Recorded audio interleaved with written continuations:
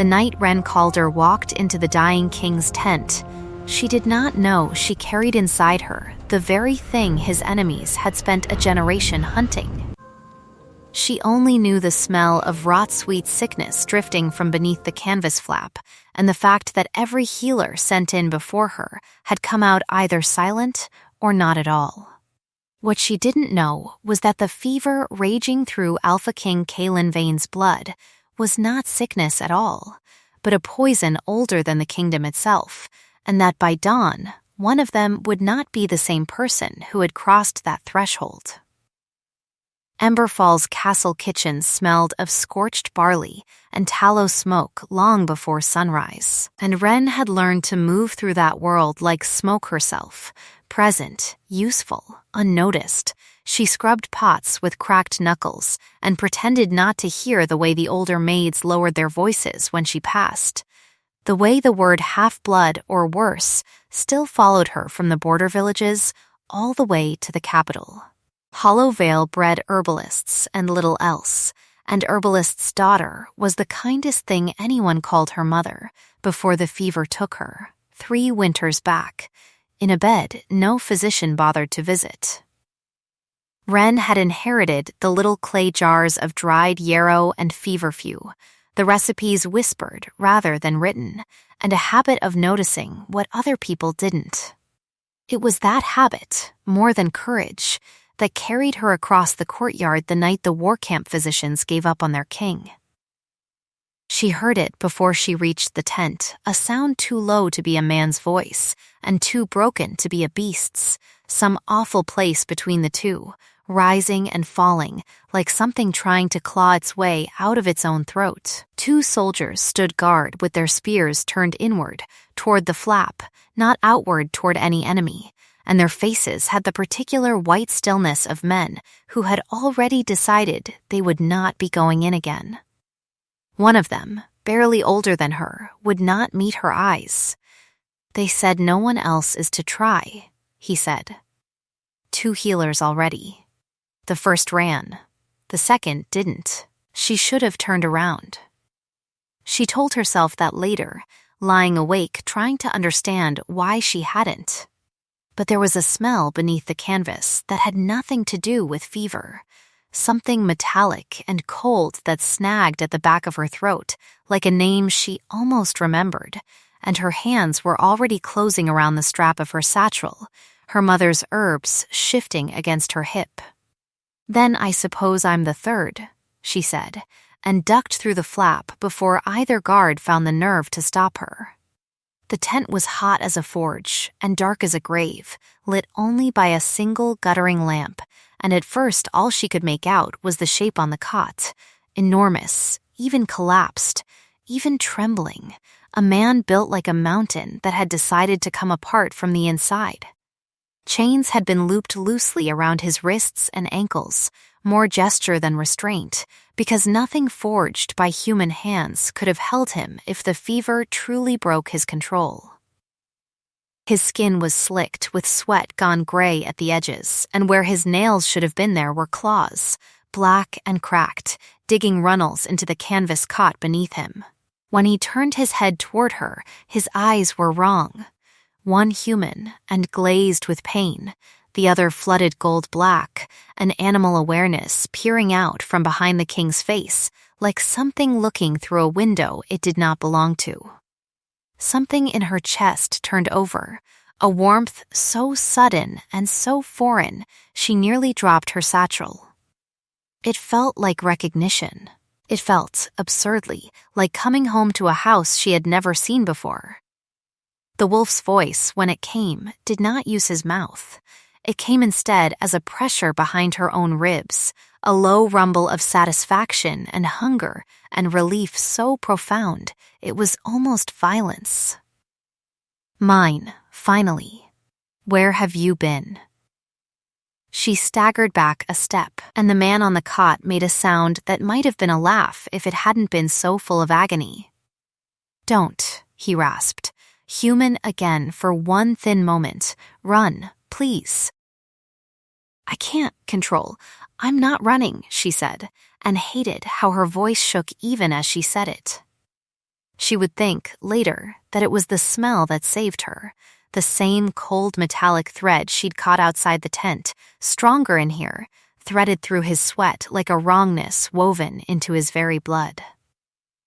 She had smelled something like it once before, in her mother's stores. In a jar her mother had never let her touch, labeled in charcoal with a single word: moonstone. Silverkin poison, her mother had called it, the kind that didn't kill a shifter outright but set his own blood to war against him, forcing the change again and again until either the wolf devoured the man or the man's heart simply stopped from the strain. There was no cure written in any of her mother's recipes.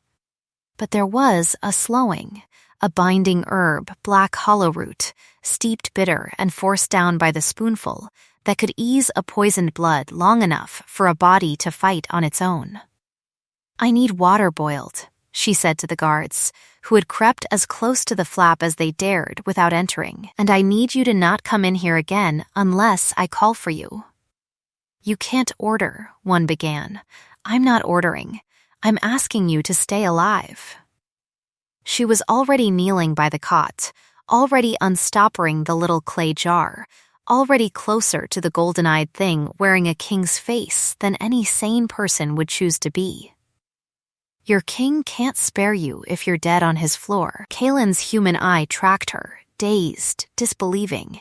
"You're not afraid."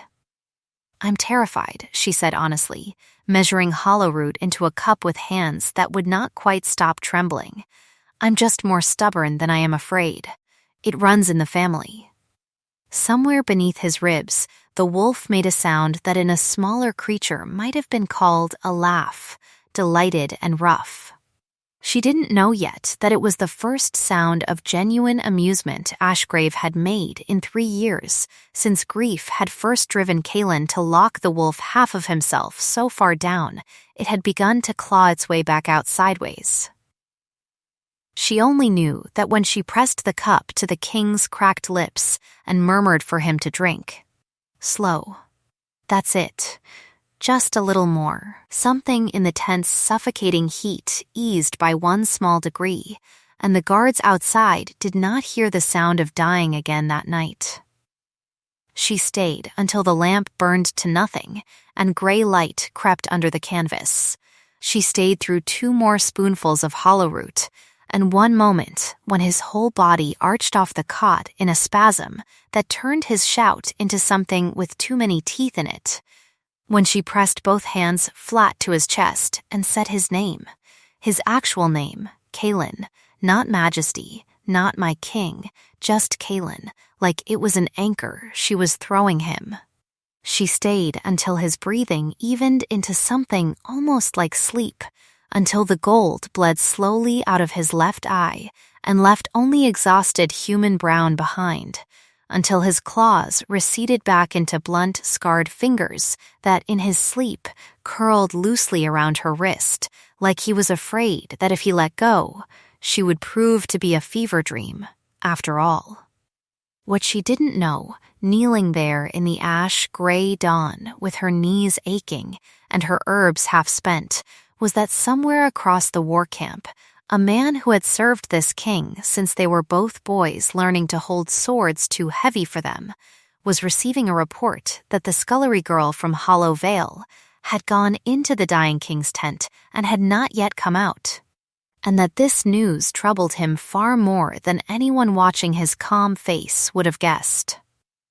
By the time the camp physician arrived at first light, expecting to collect a body, he found instead his king breathing steady and low, and a scullery maid asleep sitting upright with her hand still resting on the king's chest.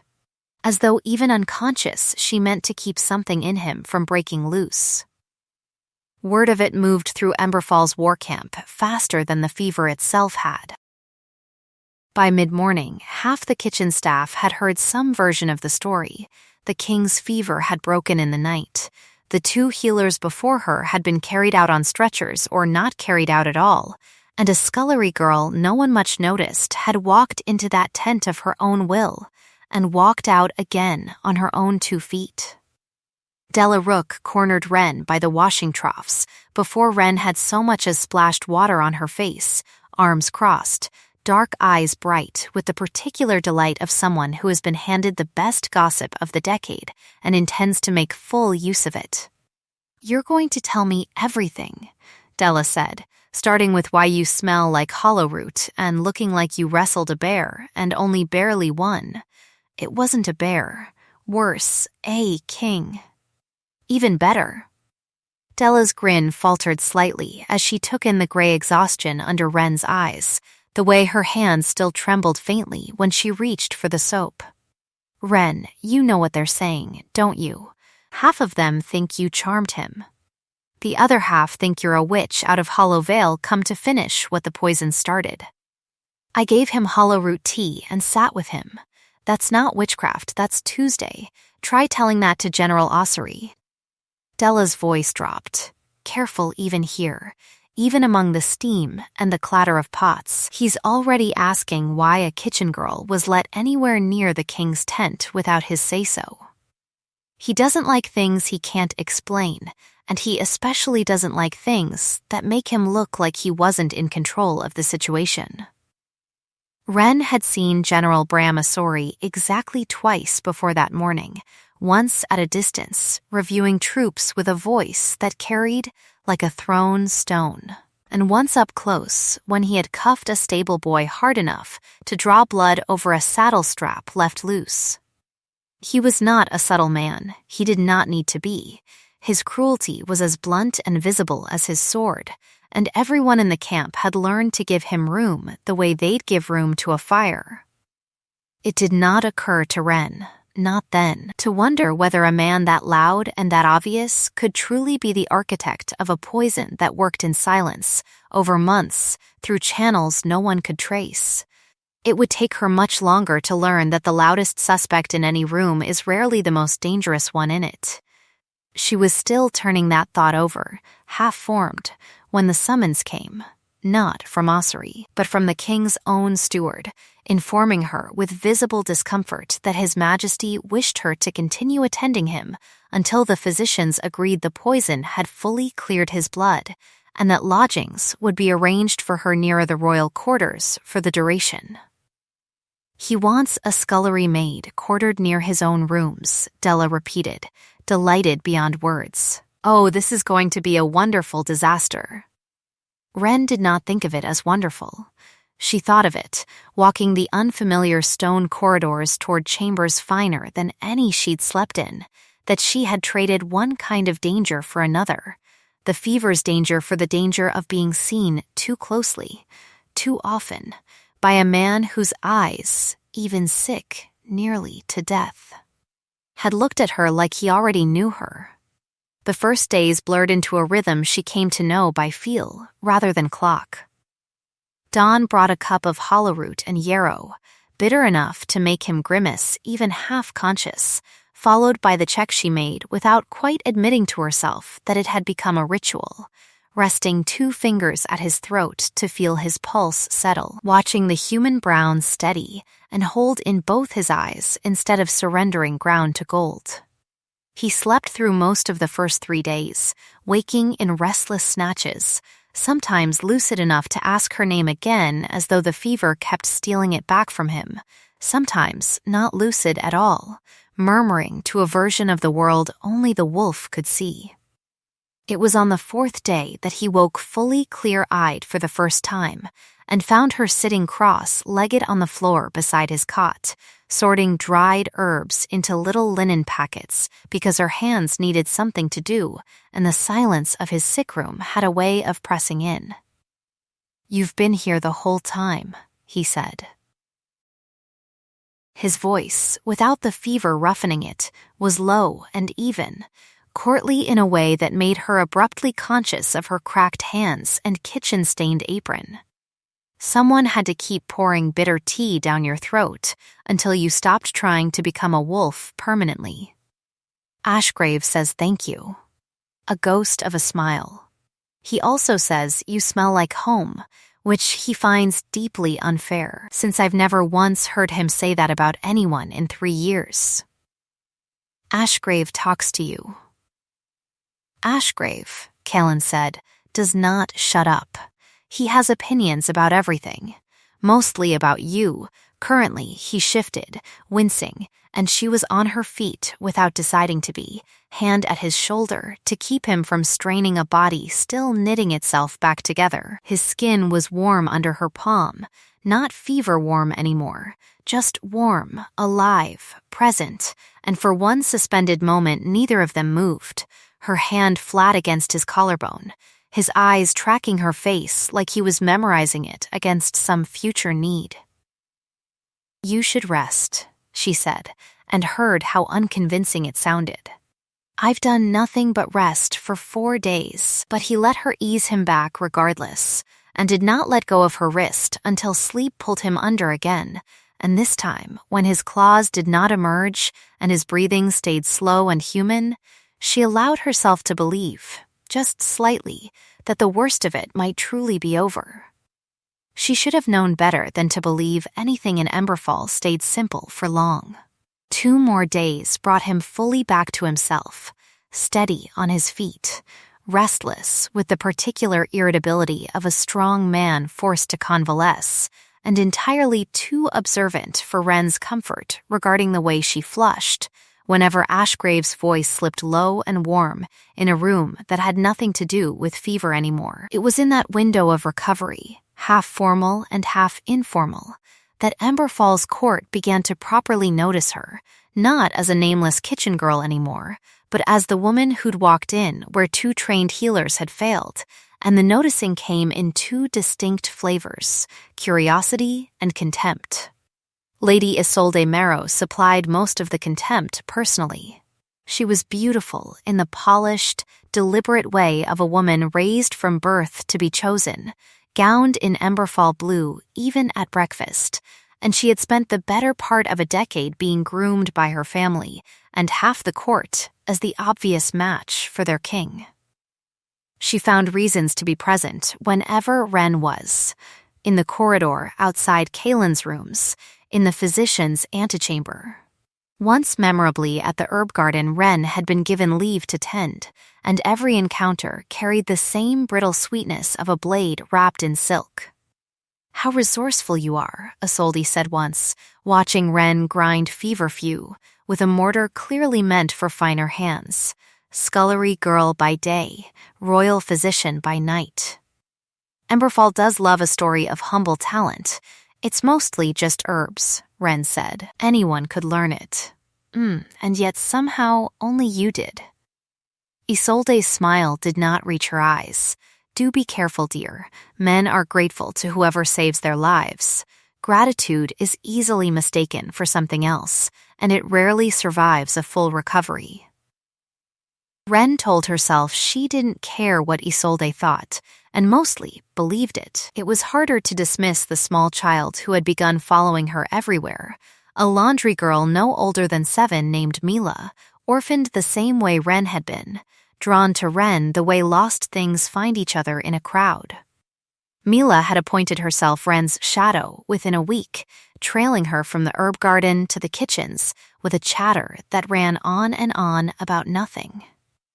A broken doll, a cat in the stables, the shape of clouds, and Wren found, to her own surprise, that she'd begun watching for the small dark head bobbing along the corridor the way one watches for good weather. It was Mila who brought her the fox kit, in fact, 3 days after Kalen was declared fit to leave his sickbed, a scrap of a thing, barely weaned, one back leg dragging where a cartwheel had caught it, found shivering behind the stables and smuggled into the kitchens in the front of Mila's apron. "You fix people," Mila said, with the absolute confidence of the very young. "Fix him too." Wren had not intended to keep a fox. She had even less intended for that fox, splinted and fed and slowly mending in a basket by the kitchen hearth, to develop within a fortnight an unshakable devotion to the recovering king, trotting on its lopsided gait straight to Kalen's boots whenever he passed, and refusing to be dislodged. Ashgrave, by Kalen's own bemused report, found the creature's utter fearlessness both baffling and, privately, rather touching, The wolf had never in 3 years permitted anything smaller than itself to get so close. "He's decided your pack," Kalen told her once, watching the kit doze against his boot in a spot of sun, his voice gone soft in a way she hadn't heard him use for anyone else. "Ashgrave, I mean. Small, stubborn, unafraid of him. He has a type, apparently. Sounds like he has poor judgment." "He has excellent judgment," Kalen said, and looked at her instead of the fox when he said it, and something in his gaze made the herb garden feel suddenly very small and very warm.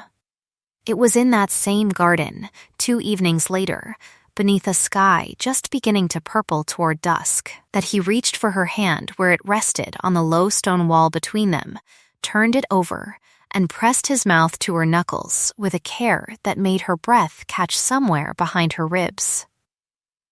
"Ren," he said, just her name, said like it cost him something to say and meant everything that it did, and she felt the pull of him then, not just admiration or gratitude, but something deeper, some thread drawing taut between her chest and his, humming low as a struck bell. "Kalen." Her voice came out smaller than she meant it to. He leaned in. She let him. For one suspended breath, the whole garden narrowed down to the warmth of his hand at her jaw, the scent of him, wood smoke and something wilder underneath, and the closing inch of space between their mouths. The garden bell rang for the evening council, harsh and sudden, and they broke apart like 2 people caught at something forbidden, though neither of them, in that moment, could have said exactly what. "Council," Kalen said, low and rough with frustration that had nothing to do with politics. "They will not stop summoning me at the worst possible. Go," Ren said, laughing despite herself, despite the ache of the interruption. "Emberfall needs its king more than this garden needs 1 more minute of nonsense." This was not nonsense. He caught her hand once more before he left, pressed 1 more kiss to it, slower this time. Deliberate. Ashgrave would like it noted that he strongly disagrees with the council's timing. "Tell Ashgrave," she called after him, "that he has excellent judgment after all." She stood alone in the darkening garden a long while after he'd gone, hand still tingling where his mouth had been, and told herself the ache in her chest was nothing at all like longing. The accusation came 8 days later, in full daylight, in the middle of the war camp's central yard, where Ren least expected to be publicly named a threat. She had gone to deliver a basket of dried willow bark to the camp physician when General Bram Ossery's voice cracked across the yard like a whip, loud enough to stop every soldier within 50 paces mid-motion. "There she is," he said, striding toward her with the particular satisfaction of a man who believes he has finally found his villain. The girl no one questioned. The girl who walked in alone where 2 trained healers died, and walked out with the king eating from her hand ever since. "General," Ren kept her voice level, though her pulse had climbed hard and fast. "I don't understand what you're accusing me of. Don't you?" He was close now. Close enough that she caught the sour wine on his breath, close enough that a dozen soldiers had gathered at a respectful, fascinated distance. Moonstone poison doesn't administer itself. Someone fed it to His Majesty slowly, over months, in wine or food or God knows what, someone with access and reason. And then, remarkably, the one person who happens to know exactly which herbs slow that poison's progress arrives just in time to be the hero of the story. Convenient, isn't it? A little too convenient for a scullery girl from a village known for nothing but hedge witches and poisoners. The yard had gone very quiet. Ren felt the old, familiar heat of shame rising in her throat, the reflex of a lifetime spent being the easiest person in any room to blame, and hated herself faintly for how automatically her shoulders wanted to curl inward. "I fixed him," she said instead, straightening. "You want to accuse the person who fixed him, not the person who poisoned him. That seems, respectfully, like very poor logic even for you, General. A ripple of poorly stifled laughter moved through the watching soldiers, and Ossory's face went dark with the particular fury of a proud man made to look foolish in front of witnesses. His hand closed hard around her upper arm, hard enough to bruise, hard enough that she gasped before she could stop herself, and then his grip vanished entirely as he was hauled backward bodily by a hand twice the size of his own. "Take your hand off her again," Kalen said, in a voice gone low and dangerous in a way Ren had never heard from him, "and I will let Ashgrave decide how you keep it." The yard, already silent, went utterly still. Ossory's face cycled rapidly through fury, calculation, and something that finally settled into wary deference. "Majesty, you were only accusing the woman who kept me breathing of the crime of poisoning me," Kalen said. "In my own war camp, in front of my own men. Whatever else is true, General, that was not wisdom. The bloodline of Hollowvale has always been suspect," Ossory said, recovering some of his bluster. "Everyone knows what they trade in out there. Everyone knows a great many things that are wrong." Kalen's hand found Ren's, not gently exactly, but with a certainty that silenced the yard more thoroughly than any threat could have. "This woman saved my life at the risk of her own, when men sworn to protect me would not go near my tent. If anyone in this camp questions her place at my side again, they may bring the question to me directly, and I promise you the conversation will be considerably less pleasant than this one." He did not release her hand as he led her from the yard, and she was aware, distantly, of Isolde Marrow watching from the colonnade with an expression that had gone entirely, coldly still. It was that same night, hours after the yard had emptied and the gossip had already outpaced the sun in its journey around the camp, that someone tried to kill her. She woke to a sound wrong enough to cut through sleep instantly, not a creak of settling wood, but a deliberate footstep. Soft, careful, meant not to be heard. Her small chamber near the royal quarters had one window and one door, and the shape crossing toward her bed in the dark blocked the second entirely. She didn't scream. Some animal instinct told her a scream would cost her the half-second she needed more than it would summon help in time.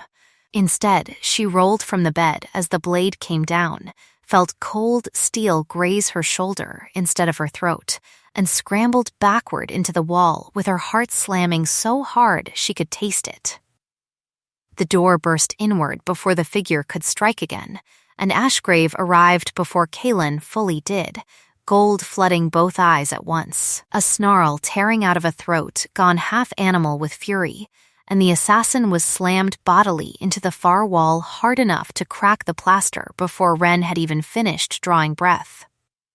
"Don't kill him," she gasped, some clearer part of her mind surfacing even through the terror. "We need to know who sent him." It cost Kalen visibly to obey her, claws retracting one shaking inch at a time, gold receding reluctantly from his eyes as the wolf inside him fought its own instinct to finish what it had started. He pinned the assassin instead. Disarmed and bleeding from a graze, Ren realized only later he'd taken meant for her, a shallow cut along his forearm, where the blade had caught him shielding her on his second strike. "You're hurt," she said, hands already moving to the wound before her own shoulder had stopped bleeding. "It's nothing." His voice was rough, human again, achingly gentle despite the violence still humming through the room. "You are shaking. So are you. Because you were he didn't finish it. He didn't need to." He pulled her against his chest instead, heedless of both their blood, and held her there while soldiers dragged the assassin away for questioning, and for a long moment neither of them spoke at all, because there was nothing to say that his arms weren't already saying better. "Stay," he murmured into her hair, later, once the room had been cleared and a physician had bound both their wounds. Not in this chamber. Near me. I can't, Ashgrave can't, bear the thought of a wall between us again tonight. She should have said something sensible about propriety, about gossip, about Isolde's cold stare in the colonnade. Instead, she let him draw her down beside him, on his own bed, chaste but close, her back against his chest, his arm a warm weight over her waist. And when his mouth found the curve of her neck, she felt that thread between them pull taut again, humming, insistent, aching to be finished. "Not yet," she whispered, when his lips paused just shy of her pulse, both of them breathing unsteadily in the dark.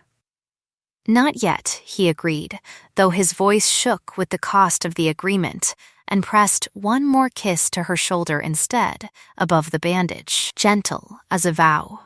"But soon, Ren, I mean to have all of you, when the choosing is truly yours to give." She fell asleep to the sound of his heartbeat, steady under her ear, and did not dream at all.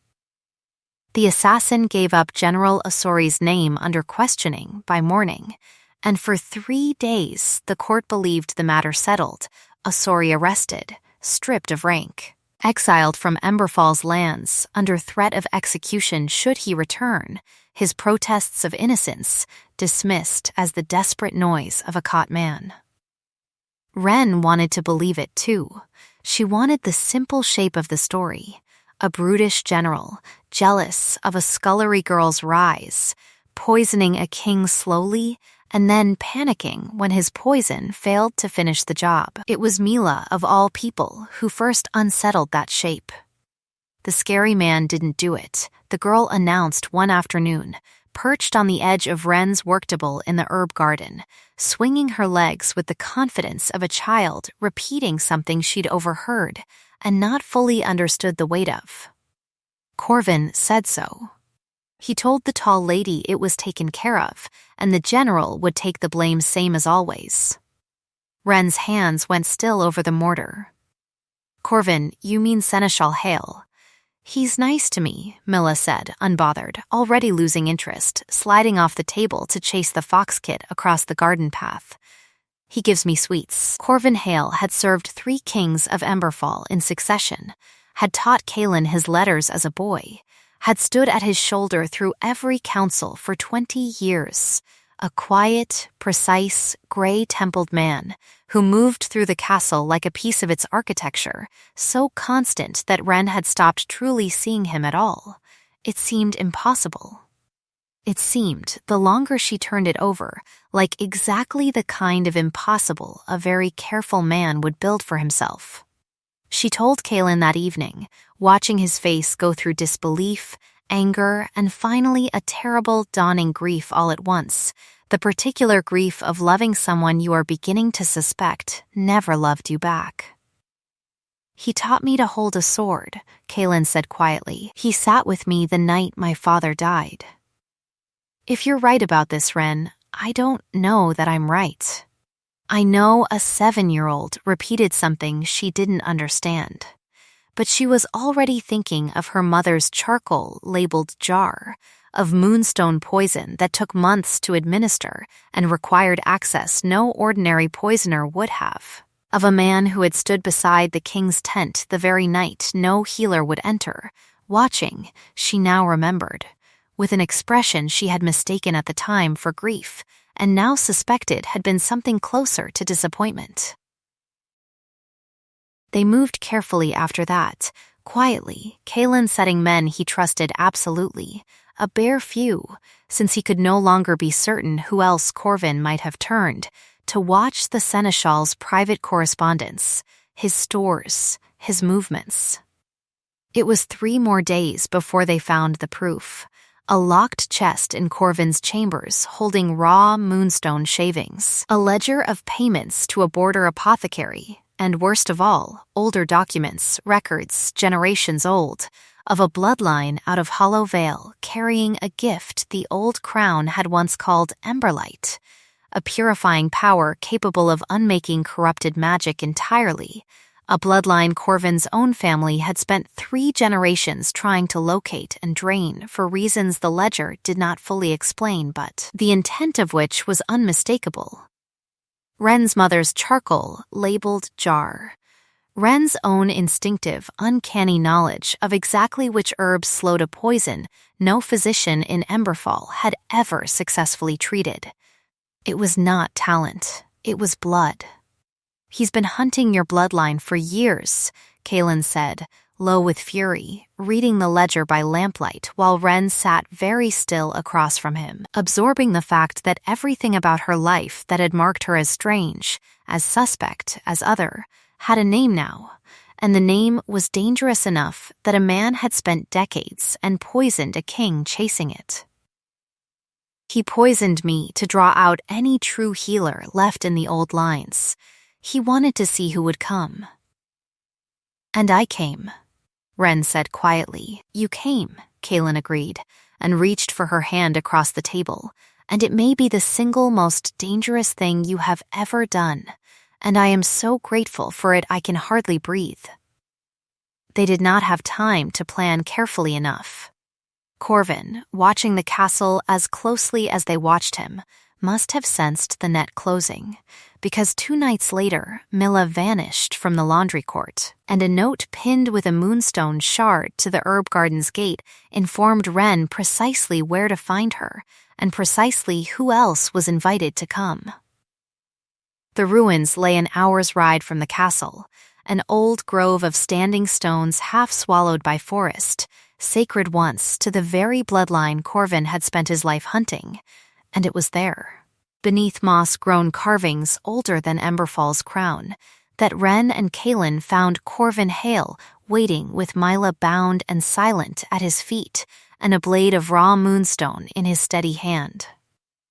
"You didn't need to bring the girl," Kalen said, voice controlled with visible effort, Ashgrave's gold already bleeding into his eyes at the sight of the child's tear-streaked face. "I needed something you both valued more than caution," Corvin said, and there was no shame in it, only the calm, terrible certainty of a man who has justified himself for so long, the justification has become indistinguishable from truth. 3 generations, Kalen. My family served this crown loyally while lesser bloodlines were handed power we were never offered, power that should have answered to skill and service rather than accident of birth. I only wanted what Emberfall owed us. I only needed the girl's blood to finally take it. "You poisoned me," Kalen said, and the grief in it was audible even under the fury, to lure out a bloodline of healers, so you could murder one and steal what she carried. "I poisoned you," Corvin corrected softly, "because I loved you too much to let you die of old age on a throne my family should have shared, and not enough, apparently, to stop myself doing what needed doing to fix that. Come now, don't look at me as though you don't understand ambition. I taught you everything you know about it."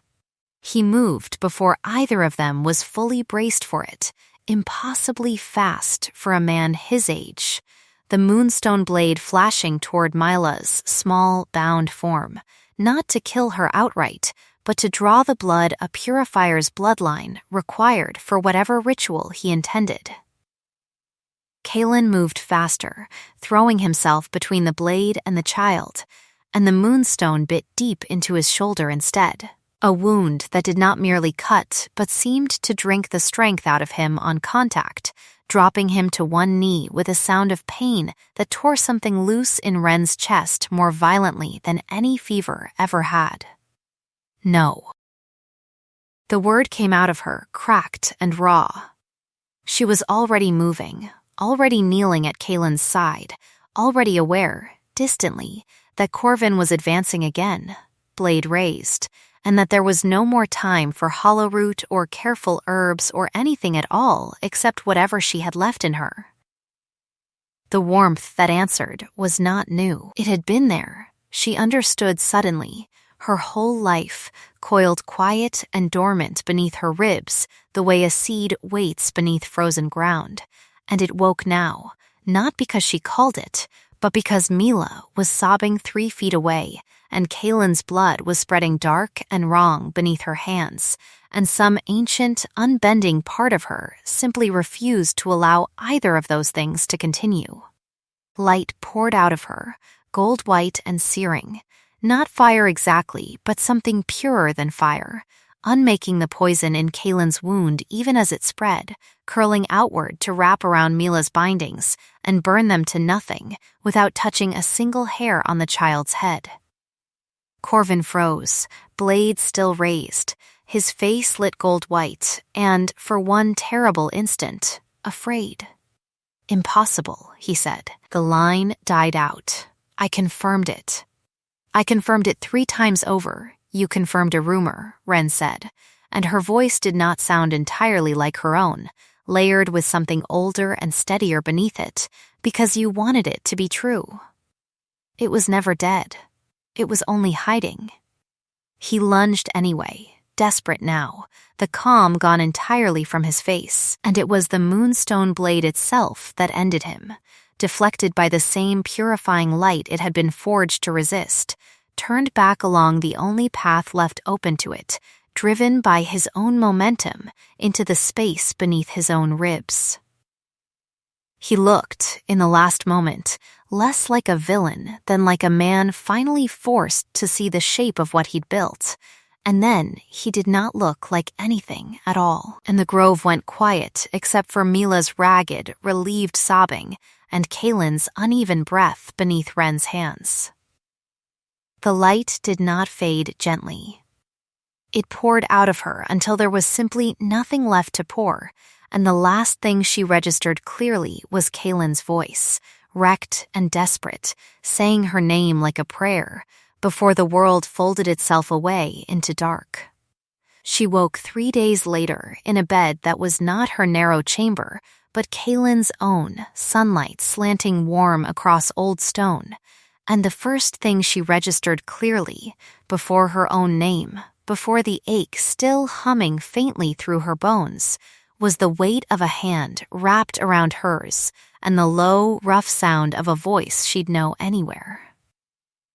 "You're awake." Kalen's face, when she turned her head, was drawn thin with exhaustion, days of it stacked behind his eyes, but his mouth curved the moment her gaze found his. "Ashgrave has not stopped pacing since you collapsed. I believe he intends to hold this against you for some time." "Tell him," she rasped. "I'll apologize once I can lift my own arm." "He says an apology isn't necessary," he says. Kalen's jaw tightened, something raw moving beneath the humor. "He says he has never in his life been more afraid than he was watching that light go out of you and not knowing if it would come back on." It came back on. It did. He pressed his mouth to her knuckles the way he had in the garden weeks ago, except there was nothing chaste left in the way he lingered there now. Corvin is dead. Mila is safe. She has not left the kitchen since, and I understand she has told the story to every scullery maid in the castle no fewer than 12 times, with increasingly dramatic embellishments. Isolde has been questioned and cleared. Whatever ambition she carried, she had no part in his schemes, only her own vanity, which is a far lesser crime. And you, Ren Calder, are the last living daughter of a bloodline Emberfall has spent 3 generations forgetting it owed a debt to. That's a great deal to wake up to. There is one more thing. His thumb traced slow, absent circles over her knuckles, and something in his voice had gone suddenly, uncharacteristically uncertain. "Ashgrave recognized you the moment you walked into that tent. I recognized you rather more slowly, because I am, apparently, considerably less honest with myself than my own wolf. But I know now, entirely, without any doubt left to hide behind. I want the bond finished properly, Ren, not stolen in fear or desperation, but chosen, in daylight, with your whole willing heart behind it. Only if that is what you want." She she answered him not with words, but by drawing his hand to the curve of her throat, tilting her head, offering the mark the way the old rites demanded. And the sound he made against her skin a moment later, teeth grazing gentle and then sure over her pulse, was not pain at all, but something closer to relief given a body. The bond, when it settled fully into place, felt exactly like the warmth she'd first felt kneeling beside a dying king's cot, except now it did not fade. It hummed low and constant behind her ribs, a second heartbeat keeping time beside her own, carrying with it, faint and unmistakable, the warm, rough edge of Ashgrave's satisfaction, finally at rest. Spring came to Emberfall's herb garden the way it always had, green pushing up stubborn through last season's dead growth, except that this year the garden had a second gardener who did not, by rights, belong there at all. King Kalen Vane, kneeling in the dirt in shirt-sleeves with soil under his nails, had become a source of considerable scandal among the older court ladies and considerable delight among everyone else, and he had long since stopped caring which. "You're doing it wrong," Ren said, crouching beside him, guiding his hands away from the feverfew he was about to uproot entirely by mistake. "I have conquered armies," Kalen said with wounded dignity. "I have negotiated treaties with 3 hostile border lords in a single season. I am entirely capable of pulling a weed. You are entirely capable of pulling my feverfew, which took me 2 months to establish, mistaking it for a weed." Ashgrave. "Back me up." "He absolutely agrees you're right," Kalen relayed, mouth twitching, though he'd like it noted for the record that he finds it deeply unfair how often you two gang up on him. The fox, no longer a kit, grown now into a lean, sharp-eyed thing that had never once left the castle grounds despite ample opportunity, lay sprawled in a patch of sun nearby with its chin on Kalen's boot, exactly as it had the very first week of its rescue, as though loyalty to that particular pair of boots had simply become a fixed point in its universe.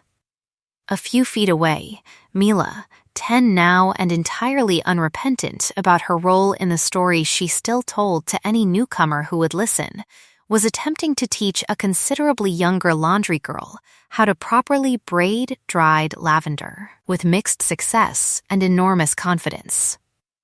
Ren pressed a hand, without quite thinking about it, to the soft curve that had begun to show beneath her gardening apron these past weeks, and Kalen's gaze followed the motion instantly, warm and a little disbelieving, the way it had every day since the physician's confirmation. "Ashgrave would like to formally request," Kalen said, voice gone rough in the way it only did for her, "that if it's a girl, we do not name her after any herb whatsoever. He feels the family already has quite enough of that. Tell Ashgrave that's exactly why we're naming her after an herb. I will tell him no such thing. He'll be insufferable about it for a week."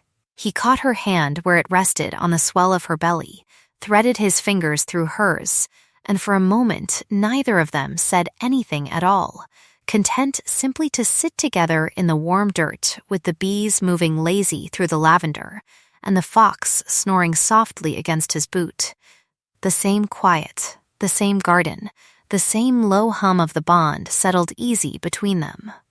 Except that where once that quiet had held the ache of a fever not yet broken, now it held nothing but the simple, settled fact of having stayed. Ember sneezed, twice, indignant about a bee that had wandered too close to his nose, and Kalen laughed, a full, unguarded sound Ren still wasn't entirely used to hearing from a man who had once believed himself built only for restraint. Some endings are quiet like that. Until next time.